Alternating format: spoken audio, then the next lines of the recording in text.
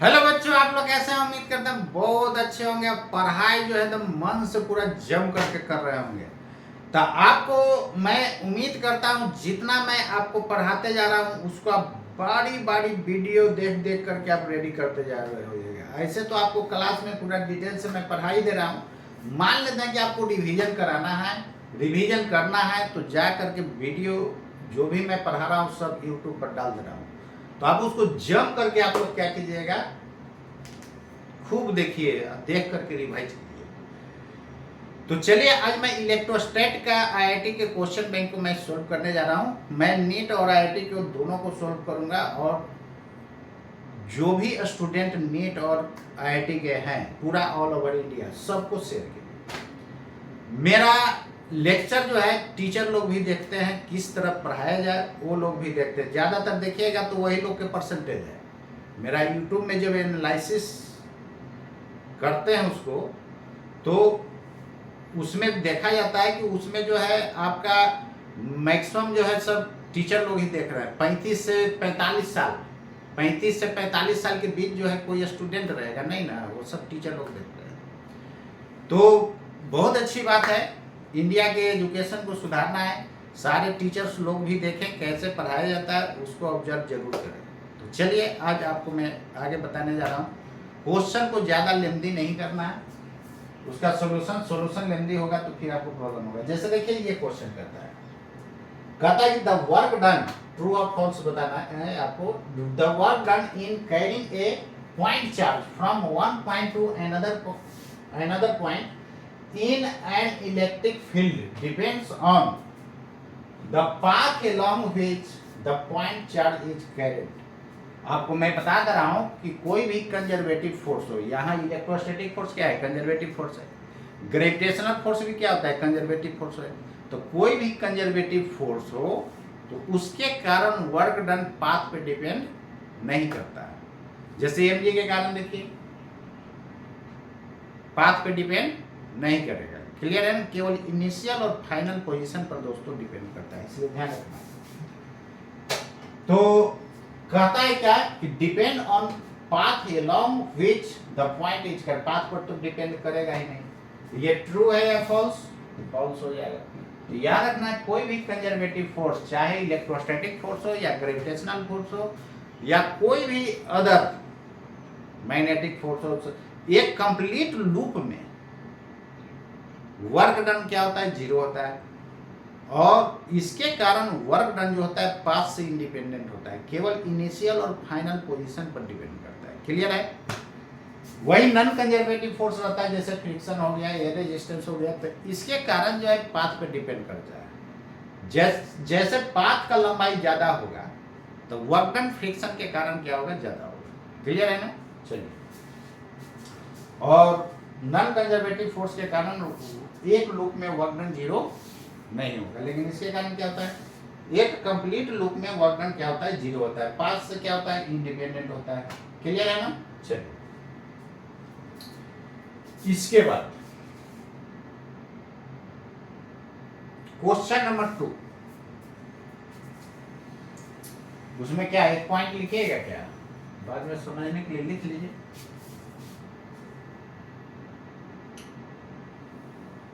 एक point note कर लीजिए कि कोई भी कंजर्वेटिव फोर्स हो उसके कारण वर्क डन, यानी work done by A conservative force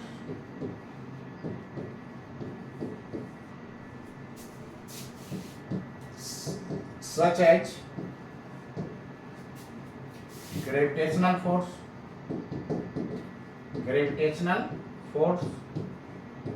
electrostatic force,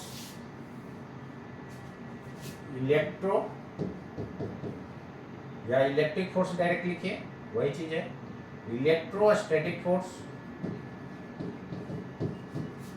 ETC does not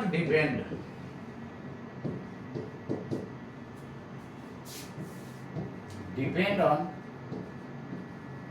path followed by a particle।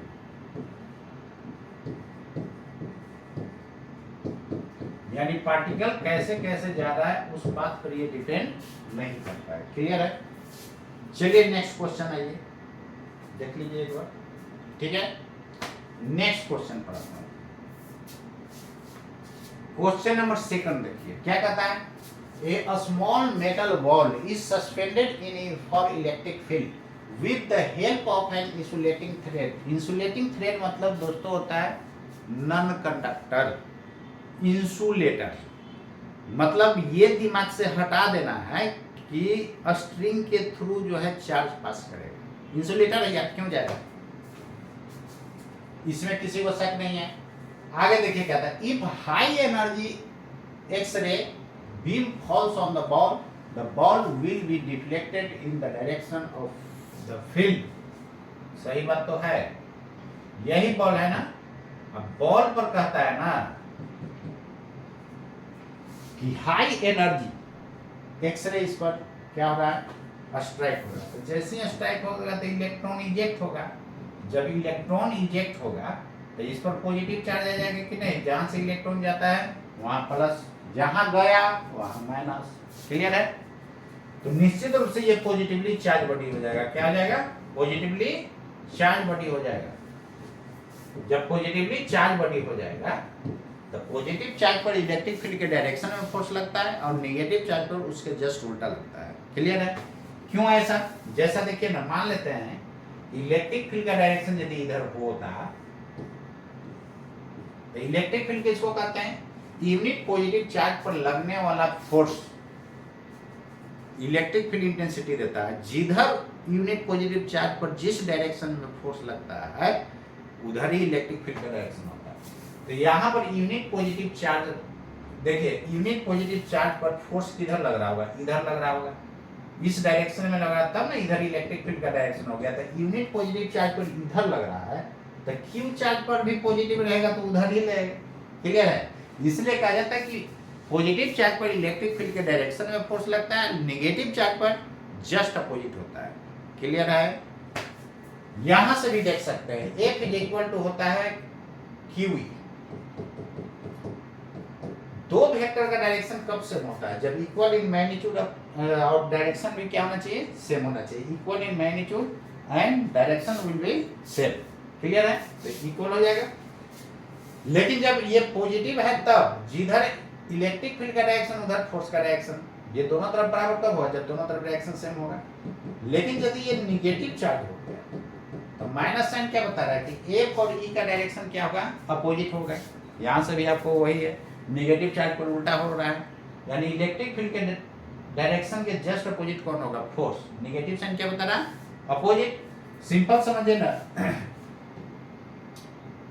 पहले दोनों का डायरेक्शन क्या था? अपोजिट, तो बराबर नहीं होगा। तो अपोजिट डायरेक्शन है तो एक तरफ माइनस लगा दिए तो डायरेक्शन अब क्या हो गया होगा? सेम। इलेक्ट्रिक फील्ड इधर है तो माइनस लगा दिए तो इधर हो गया। क्लियर है ना? होगा ना? तो यहां से भी क्लियर आपको पता चला है कि नेगेटिव चार्ज होगा तो इलेक्ट्रिक फील्ड के अपोजिट फोर्स, पॉजिटिव चार्ज पे इलेक्ट्रिक फील्ड के डायरेक्शन में फोर्स लगता है। एकदम इसको घोंट जाइए। घोंटना क्या है समझ लेना, यहाँ समझा तो दिए क्यों लगता है। तो पॉजिटिव पर इलेक्ट्रिक फील्ड के डायरेक्शन में, नेगेटिव पर जस्ट अपोजिट। तो ये क्या कहता है? Will be deflected in the direction of field. सही बात तो है, ट्रू। क्यों? क्योंकि जैसी हाई एनर्जी एक्स-रे इस पर स्ट्राइक हुआ तो यहाँ से इलेक्ट्रॉन इजेक्ट होगा, होगा ना। और इसमें इलेक्ट्रॉन होगा तो इलेक्ट्रॉन जैसी एनर्जी लेगा तो एकदम हाई एनर्जेटिक स्टेट में आ जाएगा, पूरा एकदम जंप करके भाग जाएगा, निकल गया तो यहाँ प्लस आ जाएगा। नहीं, जैसे प्लस आएगा तो इलेक्ट्रिक फील्ड के डायरेक्शन में ये क्या हो जाएगा? फोर्स लगेगा तो डिफ्लेक्ट किधर करेगा? इलेक्ट्रिक फील्ड के डायरेक्शन में। सही तो है। थर्ड नंबर क्वेश्चन देखिए, कहता है कि two identical metallic spheres of exactly equal masses are taken. Clear है? दोनों मेटेलिक स्फीयर का मास क्या है? इक्वल है। One is given positive charge and other equal negative charge, their masses after charging are different. सही बात है। जब भी चार्जिंग होता है तो मास चेंज होता है तो डिफरेंट हो जाएगा। कैसे? सिंपल समझिए। जैसे मान लीजिए कि ये सोडियम है, अभी क्या होगा, इलेक्ट्रिकली न्यूट्रल होगा। कोई भी एटम मॉलिक्यूल क्या होता है, इलेक्ट्रिकली न्यूट्रल होता है। न्यूट्रल कहने का मतलब इसमें 11 प्रोटॉन्स होगा और 11 इलेक्ट्रॉन्स होगा। तो जितना प्लस है दोस्तों उतना ही क्या है, माइनस है। कट के क्या हो गया, 0 हो जाएगा। नहीं, मतलब कि इलेक्ट्रिकली क्या है, न्यूट्रल है। लेकिन जैसे ये एक इलेक्ट्रॉन को रिलीज करेगा, तो जब एक इलेक्ट्रॉन को ये रिलीज किया तो अब इसमें नंबर ऑफ इलेक्ट्रॉन्स कितना हो गया होगा, 10। अब प्रोटॉन तो न्यूक्लियस में होता है, वो तो चेंज होगा नहीं, वो 11 प्रोटॉन्स है। क्लियर। यहाँ पर प्रोटॉन पर प्लस चार्ज होता है और इलेक्ट्रॉन पर माइनस। कितना हो जाएगा, तो 11 में से 10 घट गया, 1 हो जाएगा। 1 प्लस, नहीं ज्यादा वाला का साइन होता है, घटाते हैं ज्यादा वाला का साइन, वही 1 प्लस यहाँ पर आ जाता है। तो इसको हम लोग सोडियम आयन बोलते हैं। क्या बोलते हैं, sodium ion, sodium ion. Clear. और ये क्या है, सोडियम एटम है, तो सोडियम एटम। एटम क्या होता है, इलेक्ट्रिकली न्यूट्रल होता है। क्लियर है ना। तो अब यहां पर ध्यान दीजिएगा, इस इलेक्ट्रॉन का कुछ ना कुछ तो मास है ना, वही है कि बहुत कम है। कितना है, मास ऑफ इलेक्ट्रॉन जानते हैं 9.1 इंटू 10 टू पावर -31 केजी होता है। क्लियर। तो इसमें से एक इलेक्ट्रॉन जब निकल गया तो अब इसका मास कम गया कि बढ़ गया, कम न गया। तो रियल में यदि देखा जाए तो mass of sodium atom will be greater then mass of sodium है। इससे क्या होगा, मास इससे इसका ज्यादा होगा। सोडियम आयन के मास से क्या होगा, ज्यादा होगा। क्लियर है। तो आप बताइए, रियल में देखा जाए, यहाँ ट्रू फॉल्स की बात है, तो रियल में देखा जाए हम लोग रियल घटना को लेकर चलते हैं, या स्टेटमेंट 1, 2 में रियल घटना को लेकर चलते हैं। क्लियर है ना। रियल में जो होगा उसमें अप्रोक्सीमेशन के दिमाग नहीं लगाना। Their masses are charging. Their masses after charging are different. सही बात है, चार्ज होगा तो मास क्या हो जाएगा, डिफरेंट हो जाएगा। ये भी ट्रू, सॉरी यार, ये भी ट्रू हो गया। नहीं, चलिए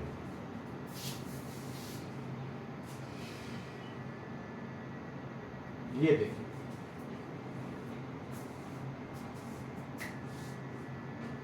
इस क्वेश्चन को पढ़िए, क्या कहता है, विजिबल है। चलिए, कहता है 2 protons A and B are placed in between 2 plates of, कहता है 2 प्रोटॉन है ए एंड बी, समझ लिया ना, between plates of A parallel plate capacitor. Parallel plate capacitor में 2 प्लेट होता है, एक को अर्थिंग कर देते हैं, नहीं एक को मेन लाइन से जोड़ दिया जाता है। फैन में कंडेंसर होता है, कंडेंसर देखें ना, उसमें भी 2 टर्मिनल निकला हुआ रहता है, एक होता है मेन लाइन से जुड़ता है, एक अर्थिंग से जुड़ता है, यानी एक प्लस होता है, एक माइनस होता है।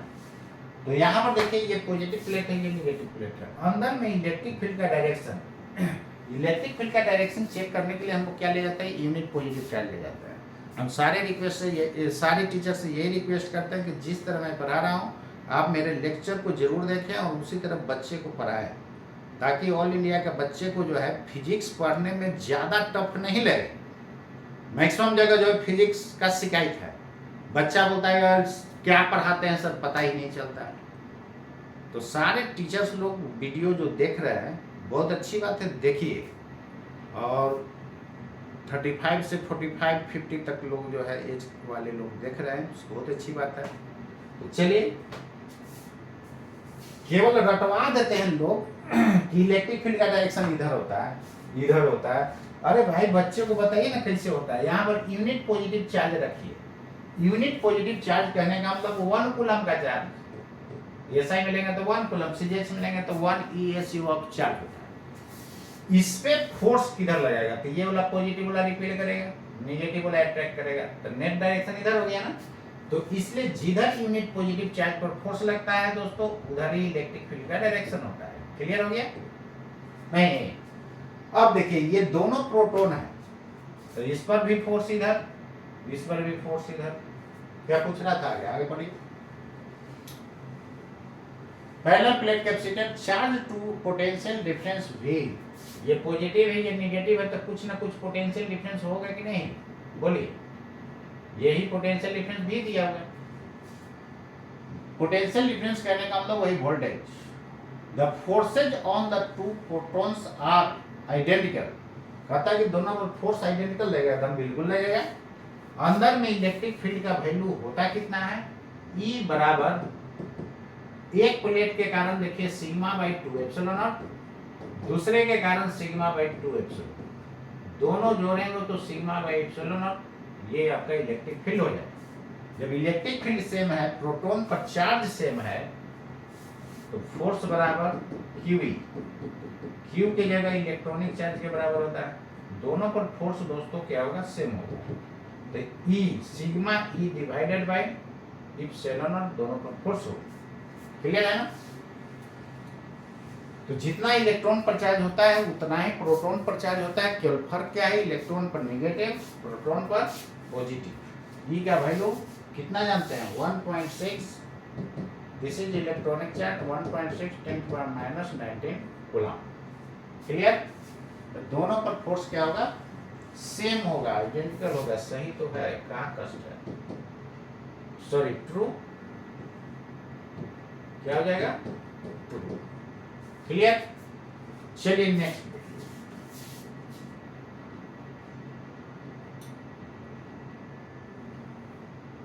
ये आ जाइए। A ring of radius r carries a uniformly distributed charge q.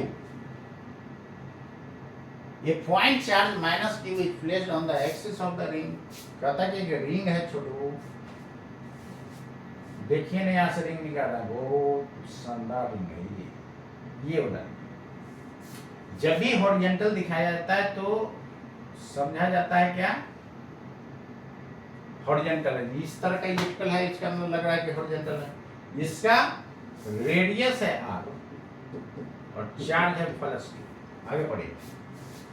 A point charge minus q is placed on the axis of the ring at a distance 2r from the center of the ring. Centre से कितना distance पर रखा जा रहा है, minus q charge 2r distance पर रखा जा रहा है, sorry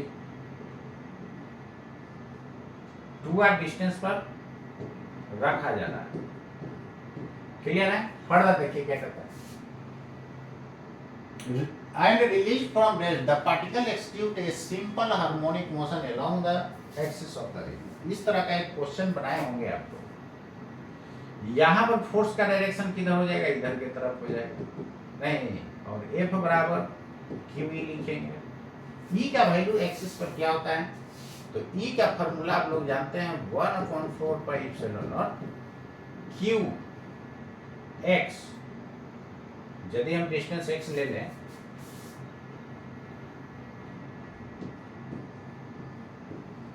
divided by r square plus x square to the power 3/2, यही जानते हैं ना, ये जानते हैं। तो यहाँ पर SHM कब देता था, जब r much greater than x होता था, तब क्या होता था, SHM देता था, क्योंकि उस केस में फोर्स डायरेक्टली प्रोपोर्शनल टू क्या हो जाता है, x with negative sign. Clear है? ऐसा बनाया जाएगा। ऐसे भी देखिए r मच ग्रेटर है, तो हाथी के स्क्वायर प्लस चीटी स्क्वायर हाथी स्क्वायर हो जाएगा, 2 2 कैंसिल। याद रखने के लिए तरीका एक बता रहे। क्लियर? तो निश्चित रूप से SHM तभी देगा जब r much greater than small r, sorry r much greater than x। अब x का वैल्यू 2r है, तो बताइए तो x ही ग्रेटर यहाँ पर हो गया, x ग्रेटर हो गया r नहीं, लेकिन r को क्या होना चाहिए था, x से मच ग्रेटर, तब SHM देता था। ये SHM नहीं देगा, कैसा मोशन देगा, पीरियोडिक मोशन देगा। तो पीरियोडिक मोशन देगा, लेकिन कहता है कि सिंपल हार्मोनिक मोशन होगा। सिंपल हार्मोनिक मतलब SHM नहीं जी, फॉल्स हो गया। SHM के लिए R much greater than X होना चाहिए। कैसे से देख लीजिए, दिखा दे रहे हैं अब आपको। यदि ये होता तब SHM देगा। फोर्स कितना हो जाएगा बताइए। यहाँ से E को जब R मच ग्रेटर होगा तो ये काफी ज्यादा है, तो हाथे स्क्वायर प्लस ct स्क्वायर लगभग हाथे स्क्वायर, यानी R square plus X square को लगभग R स्क्वायर लिख सकते हैं। स्क्वायर स्क्वायर कट जाएगा तो क्या हो जाएगा, QX divided by 4 pi epsilon naught into RQ। Clear. Force कितना है, F बराबर QE, माइनस साइन तो केवल डायरेक्शन बता रहा है, मैग्नीट्यूड नेगेटिव नहीं होता वेक्टर का। कितना हो जाएगा, minus QX divided by 4 pi epsilon naught into RQ। ये देखिए तो मास इनटू एक्सीलरेशन कीजिएगा, यहाँ से ये डायरेक्टली प्रोपोर्शनल, तो क्या हो गया माइनस ऑफ एक्स। SHM का कंडीशन दिया कि नहीं, कंडीशन फॉर SHM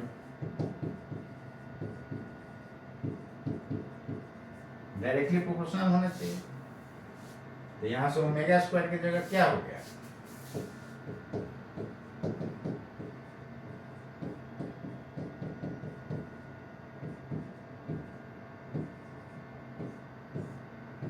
ये ओमेगा स्क्वायर की जगह होगी, नहीं तो ओमेगा स्क्वायर कितना हो गया, QQ by 4 pi epsilon naught into RQ into ये।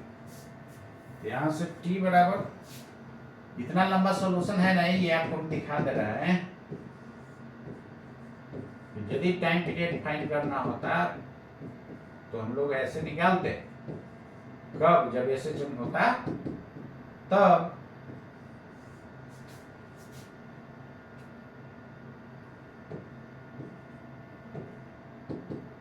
To pi root under 4 pi epsilon naught into RQ cube cube, तो नहीं ठीक है यहाँ तक। और कैलकुलेशन करना है, 4 का रूट निकाल दो, सब तो बात की बात है क्या। चलिए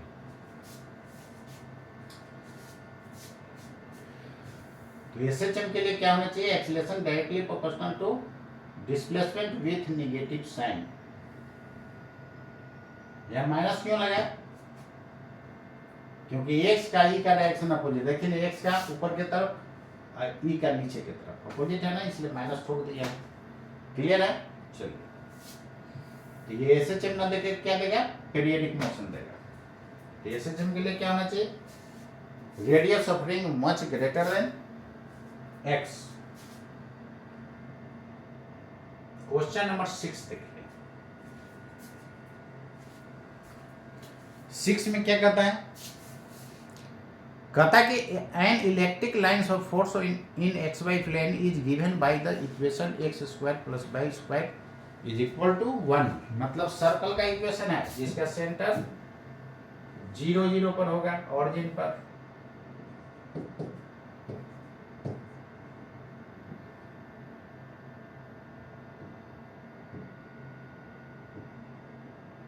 ये देखिए इसी का सेंटर क्या है, 0 0।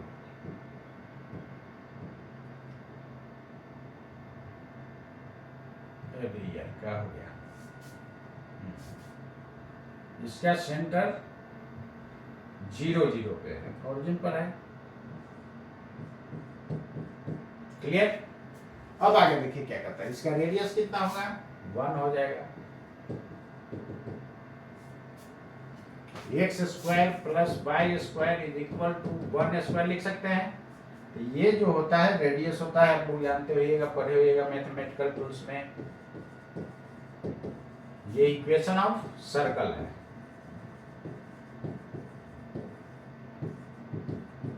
क्लियर। अब आगे पढ़िए। ए particle with unique positive charge initially at rest at point x बराबर 1 y बराबर 0। तो x बराबर 1 y बराबर 0 यही पॉइंट होगा ना, y0 x1 कहता है कि इन xy प्लेन, ठीक है, will move along circular line of force. तो सर्कुलर लाइन ऑफ फोर्स यही है ना, कहता है कि इसके अलोंग मूव करेगा।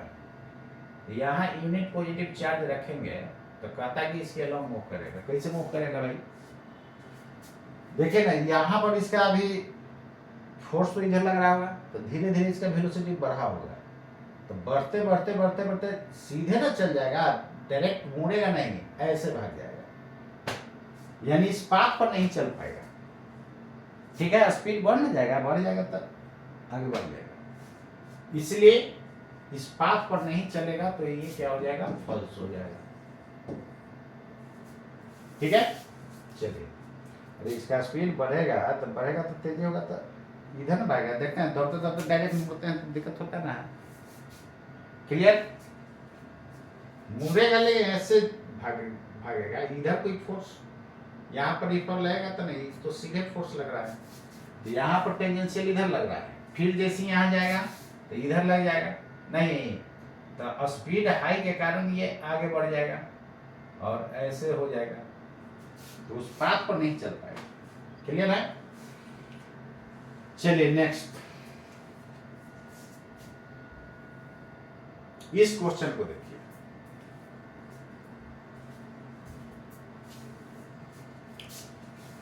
कहता है, एसर्शन में कहता है कि for practical purpose the earth is used as reference at zero potential in electrical circuit. सही बात तो है, अर्थ को हम जीरो पोटेंशियल लेकर के चलते हैं। रीजन में the electrical potential of a sphere of radius R with charge q distributed on the surface is given by. तो जाहिर बात है ये पोटेंशियल भी इतना क्या होगा, ये भी सही है, सरफेस का पोटेंशियल इतना होगा कि नहीं, ये भी सही है, लेकिन इसका करेक्ट एक्सप्लेनेशन नहीं है। ये स्फीयर है, वो अर्थ है, इसका क्या मतलब, दोनों स्टेटमेंट सही है लेकिन उसका करेक्ट एक्सप्लेनेशन नहीं है। इसका करेक्ट एक्सप्लेनेशन क्या होगा, earth is used as reference at zero potential. Earth का जीरो पोटेंशियल क्यों होता है, इसका सही रीजन देखिए क्या होता है। Q इज इक्वल टू होता है CV, तो V बराबर होता है Q बाई C और C बराबर होता है 4 pi epsilon naught into R। तो अर्थ का रेडियस दोस्तों क्या छोटा है, 6400 किलोमीटर है जी, समझ लीजिए 6400 किलोमीटर सवाल है, बहुत ज्यादा है। नहीं, पटना से दिल्ली कितना किलोमीटर होता है, लगभग 1000 किलोमीटर, और पटना से दिल्ली ऐसा समझिए लगभग 6 गुना से भी थोड़ा सा ज्यादा है, 400 किलोमीटर। अब समझ रहे हैं, तो उतना बड़ा रेडियस रहेगा तो उसका कैपेसिटेंस हाई होगा, तो ये हो जाएगा लार्ज, नहीं ये हो जाएगा लार्ज। जब लार्ज कैपेसिटेंस हो जाएगा तो ये हाथी से भाग दीजिएगा तो लगभग जीरो नहीं हो जाएगा, बात समझ रहे हैं। लार्ज मतलब इन्फिनाइट, तो किसी के बटा में इन्फिनिटी क्या होता है, जीरो।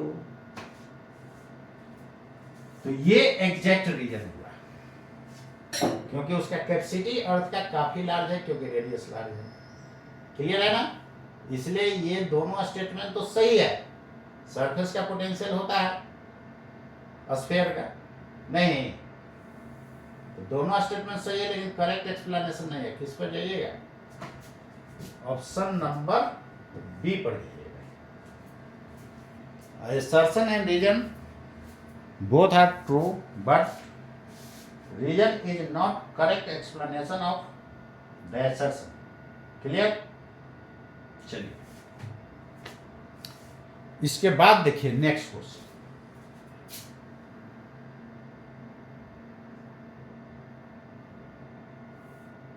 ये रहा आपके सामने स्क्रीन पे क्वेश्चन।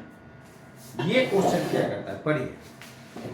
कहता है कि fill in the blanks Figure shows lines of constant potential in a region in which an electric field is present. देख रहे हैं ना, constant potential, ठीक है. The values of potential are written in brackets. इसका constant potential है 50 50 50 50 50 40 40 40 40 40. Clear. Further देखिए क्या कहते हैं. The values of potential are written in bracket. Of the points A, B, C, the magnitude of electric field is greatest at the point. Clear? चलिए, तो ये दोस्तों इक्विपोटेंशियल सरफेस दिया हुआ है. इक्विपोटेंशियल मतलब इस सरफेस पर सब जगह पोटेंशियल 50 50 50 40 40 40 नहीं. क्लियर है. अब यहां पर ध्यान दीजिएगा, इलेक्ट्रिक फील्ड का वैल्यू कहां पर ज्यादा होगा. तो E बराबर जानते हैं आप लोग dV/dr, यही होता है ना. इसी को हम लोग ऐसे भी लिख सकते हैं, केवल बस ये छोटा चेंज हो गया, ये बड़ा चेंज हो गया. तो ये दोनों का पोटेंशियल डिफरेंस सब जगह देखिए सेम है. दो लाइन के बीच का पोटेंशियल डिफरेंस 50 - 40 10, 40 - 30 10, 30 - 20 10, 20 - 10 30, 20 - 10 10. सब जगह ये वैल्यू 10 है. तो कहां पर इलेक्ट्रिक फील्ड ज्यादा होगा? जिसका डेल्टा आर कम होगा. तो जिसका डेल्टा आर कम होगा, मिनिमम, वहां पर इलेक्ट्रिक फील्ड क्या होगा? मैक्सिमम. नहीं, अब बताइए मिनिमम सेपरेशन कहां दिख रहा है? यहां दिख रहा है, देख लीजिए. नहीं, इसका मतलब इलेक्ट्रिक फील्ड बी पॉइंट पर क्या होगा? हाईएस्ट होगा. तो कहां पर होगा? बी पॉइंट पर हाईएस्ट होगा. बंद हो गया. क्या बात है, कुछ नहीं, आसानी से बन गया. क्या? और इलेक्ट्रिक फील्ड के डायरेक्शन में पोटेंशियल घटता है. पोटेंशियल इधर की तरफ घट रहा है ना, तो इलेक्ट्रिक फील्ड का डायरेक्शन ऐसे होगा, आउटवर्ड. क्लियर है? इलेक्ट्रिक फील्ड का डायरेक्शन किधर होगा? आउटवर्ड. चलिए, इसके बाद बी पर वैल्यू क्या हो जाएगा? मैक्सिमम, क्योंकि यहां पर सेपरेशन क्या है? मिनिमम है. कहां पे? बी पे. इस क्वेश्चन को देखिए,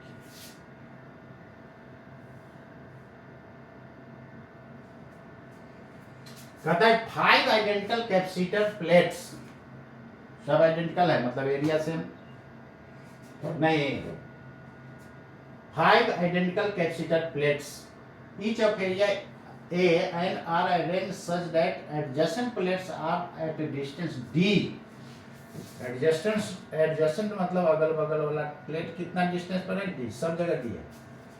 कहता है the plates are connected to a source of EMF V as shown in figure. देखिए V इसका EMF है बैटरी का, इससे connected.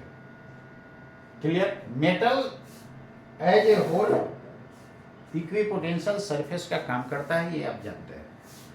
Metal as a whole equipotential surface का काम करता है दोस्तों. यहां पर ध्यान दीजिएगा, ये पॉजिटिव टर्मिनल है तो पॉजिटिव पोटेंशियल हो जाएगा इस सब का. जो जो कनेक्टेड है, देखिए इससे कनेक्टेड है, ये भी पॉजिटिव, ये भी पॉजिटिव, ये भी पॉजिटिव. क्लियर? और ये निगेटिव टर्मिनल से ये सब कनेक्टेड है. नहीं, क्लियर?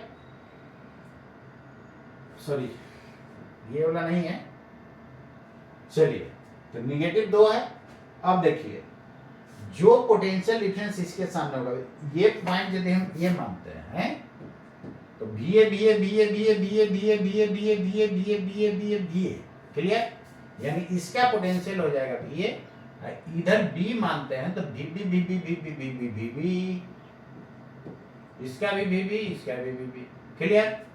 VA माइनस VB इसका पोटेंशियल, ये तो हो जाएगा VA VA VA VA, ये भी VA.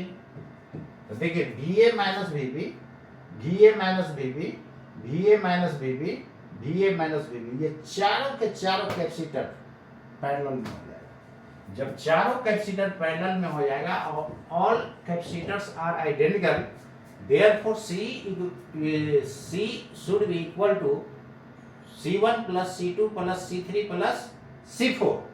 All are identical. Therefore, it will be 4C. What will be the value of C? 4 into A epsilon naught upon D. This is the equivalent capacitance. Okay. अब यहां पर ध्यान दीजिए इधर, जब चारों का कैपेसिटेंस सेम है तो इक्विवेलेंट कैपेसिटेंस उतना आया। अब पूछ क्या रहा है आपसे, आगे बढ़िए। द चार्ज ऑन प्लेट 1 इस पे is and charge on plate 4 is, तो C इक्विवेलेंट निकल गया तो Q इज इक्वल टू क्या होता है? C भी होता है नहीं, तो C हो गया 4A epsilon naught by D into V, ये Q चार्ज। तो इस पे प्लस और इस पे माइनस, तो इस पे प्लस होगा, एक ही साइड में होगा, इधर माइनस हो जाएगा। यहां तक है, तो इस पे माइनस हो जाएगा। फिर यहां पर इलेक्ट्रॉन भाग करके प्लेट से इधर आया होगा तो इधर पॉजिटिव हो गया होगा। नहीं, क्या किए, सॉरी, ये पॉजिटिव नहीं हुआ होगा, निगेटिव ना है ये, क्योंकि निगेटिव से कनेक्ट कर रहे हैं, तो ये निगेटिव, इधर भी निगेटिव होगा, इस पे पॉजिटिव हो गया, इस पे इधर भी पॉजिटिव, क्योंकि पूरा पॉजिटिव प्लेट है। ये निगेटिव, ये निगेटिव, ये पॉजिटिव, क्लियर। और इधर तो होगा ही नहीं, क्योंकि इलेक्ट्रॉन सब पॉजिटिव को क्या कर लिया, इधर की तरफ अट्रैक्ट कर लिया, क्लियर है। अब इस पे कितना चार्ज हो जाएगा, Q1 पर चार्ज वही होगा 4A epsilon naught by D into V, clear. एक सेकंड रुक जाइए। टोटल चार्ज कितना फ्लो किया होगा, Q, एक सेकंड रुकिए, टोटल चार्ज फ्लो किया होगा पॉजिटिव टू नेगेटिव Q। तो ये चारों आइडेंटिकल पैरेलल में है, तो एक पर कितना हो जाएगा, इससे डिवाइड हो जाएगा ना, टोटल चार्ज में 4 से डिवाइड हो जाएगा, क्योंकि चारों पर इक्वली गया होगा। चारों पर क्या गया होगा दोस्तों, इक्वली गया होगा। तो इसमें 4 से क्या हो जाता है, डिवाइड, तो कितना आ जाएगा, A epsilon not into V by D, यानी प्रत्येक पर चार्ज इतना गया होगा, क्लियर। अब चलिए एक और प्लेट कौन सा था, तो इस पर चार्ज हो जाएगा A epsilon not V by D, positive charge. इस पर आ जाइए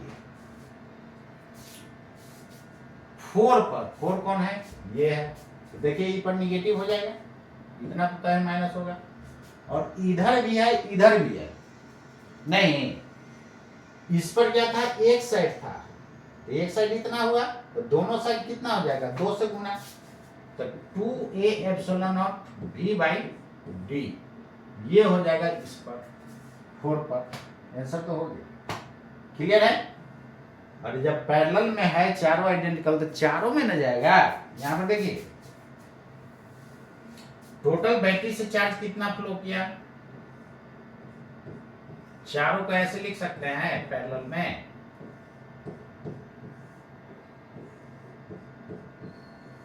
और बैटरी से कनेक्टेड है ये, जिसका वोल्ट तार है यार, मोड़ के ऐसे ऐसे जिधर माने उधर लेने जाइए, ये चारों सेम कैपेसिटेंस है, तो यहां से Q चार्ज नेट आया है, क्लियर है। Q is equal to C भी करके आया था ना, तो 4 पार्ट में ये डिवाइड होगा, Q1, Q2, Q3, Q4 equally, clear. अब यहां पर देखिए, ये पॉजिटिव वाला पॉजिटिव प्लेट बन जाएगा, नेगेटिव वाला नेगेटिव प्लेट बन जाएगा, तो इस पर यदि प्लस Q1 चार्ज है तो इस पर हो जाएगा माइनस Q1, ठीक ना, क्लियर है। यानी ये जितना प्लस है उतना इलेक्ट्रॉन को अट्रैक्ट किया हुआ होगा, तो इस पर जितना प्लस होगा उतना इस पर माइनस होगा। तो हमको किस पर निकालना था, पॉजिटिव प्लेट पर निकालना था। यहाँ देखिए जितना इस पर प्लस होगा उतना इस पर माइनस होगा। इस पर देखेंगे इस साइड लेफ्ट साइड, तो लेफ्ट साइड इतना और राइट साइड भी इतना, तो दोनों मिलकर के कितना डबल हो गया। और साइन क्या हो जाएगा, निगेटिव है तो निगेटिव। तो 4 पर भी उतना ही। क्लियर है। 3 पर आपसे पूछे तब तो देखिए इस तरफ भी प्लस है, इस तरफ भी प्लस है, तो एक तरफ प्लस कितना होगा इतना, तो दोनों मिला के कितना, इसका डबल हो जाता है। क्लियर है। 3rd पर यदि पूछता था। 5th पर एक साइड केवल प्लस है तो इतना हो जाएगा, यानी 1 और 5th पर क्या होगा, इसके बराबर। क्लियर। चलिए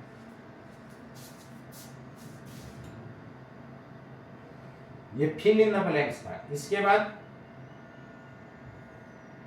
10 नंबर क्वेश्चन देखिए।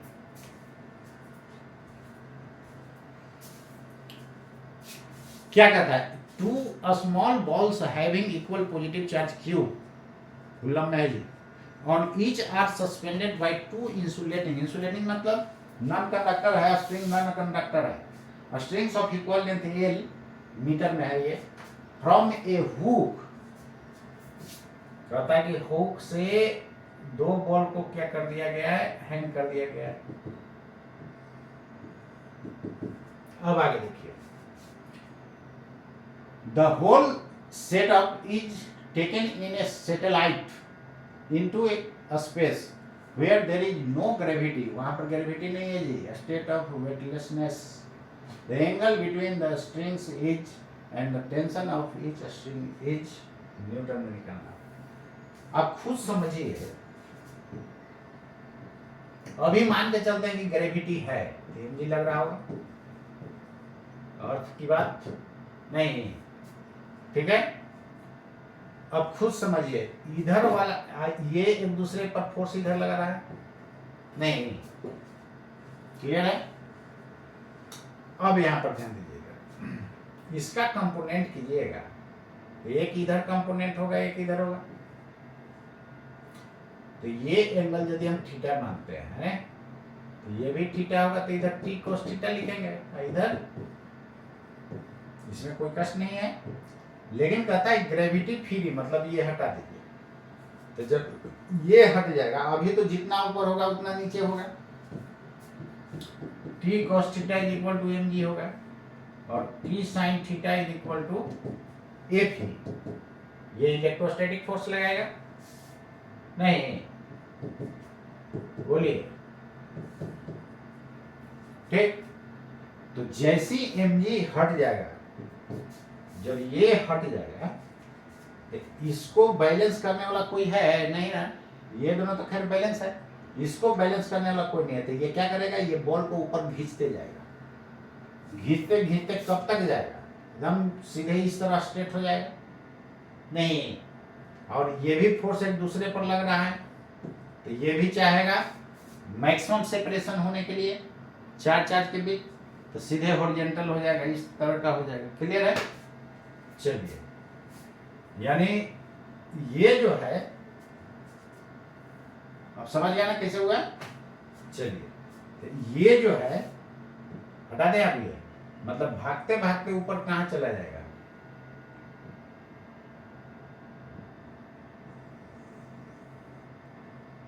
ये भागते भागते सीधे ऐसा बन जाएगा, यही हुक है, मैक्सिमम सेपरेशन पे चला जाएगा। न्यूटन थर्ड लॉ के अकॉर्डिंग इस पर भी उतना ही फोर्स इधर लग रहा होगा। क्लियर। और चार्ज कितना था, प्लस Q था। क्लियर। तो कहता है इसमें कि the angle between the strings, angle between string कितना हो जाएगा दोस्तों, 180 डिग्री हो जाएगा। एक आंसर हो गया नहीं।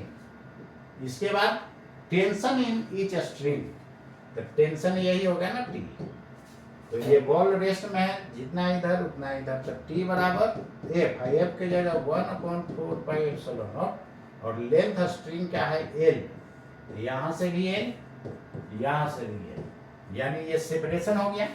तो Q1 Q2 divided by R square, तो आर हो जाएगा टोटल 2n, यही आपका फोर्स हो जाएगा।